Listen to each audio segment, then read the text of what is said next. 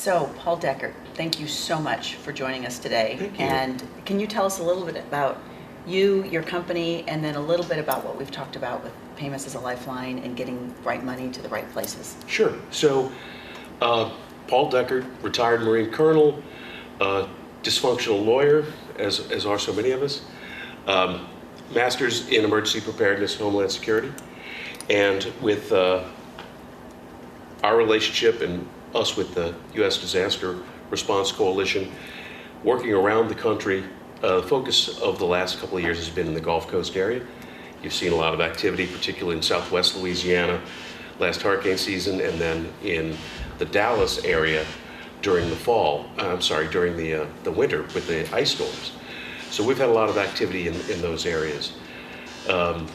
We bring together a number of responders that start with immediate stabilization, dewatering, put your roof back on, get your house going again, and subsequent factors that happen after that.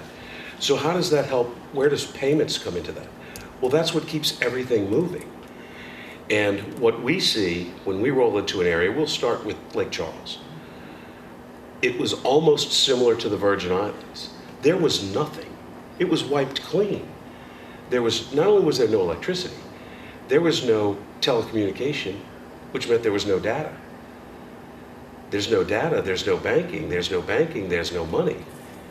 So even when we come in, as so many disaster organizations do, self-contained for our activities, people we're trying to restore have no ability to function on their own. If there was anything to buy, they have no money to buy it with. They can't use a credit card, there are no systems.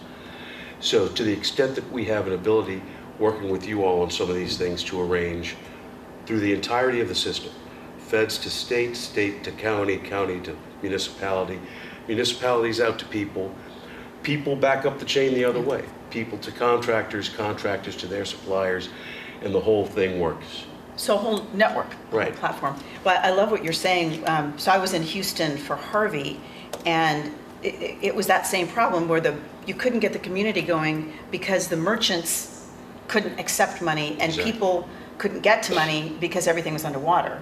And so coming in, the coalition comes in and helps to make sure the merchants are up and running, and the people have the money. And we're finding, so we even talk about government money. In our experience, it's not a lack of money. There's money out there. It's a distribution problem. That's it. And so when you think about things like that, many people don't realize that emergency is its own industry. And it's an industry that, particularly when the disaster happens, this industry blooms. And when, as many people out there know, anything to do with construction is what's called multiple turns on the money. So when you've got this industry that is a multiple turns on the money opportunity, if you can get things to flow, then your recovery pace is rapid. If you can't, if there is a disconnect, Fed slap the table and go, we got the money to the state. State slaps the table, says we got the money to the county. County slaps the table and says we sent it to 3 towns, a hamlet, 2 villages. And the people are going, I still don't have anything. And that's where the disconnects come in. How do you actually get it to where it needs to be? Well, I know we're running out of time here, but I would love to talk again about the long term. I mean, you all have shared the Louisiana stories.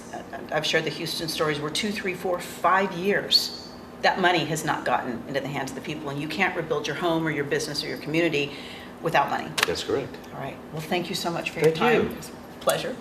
Thank you.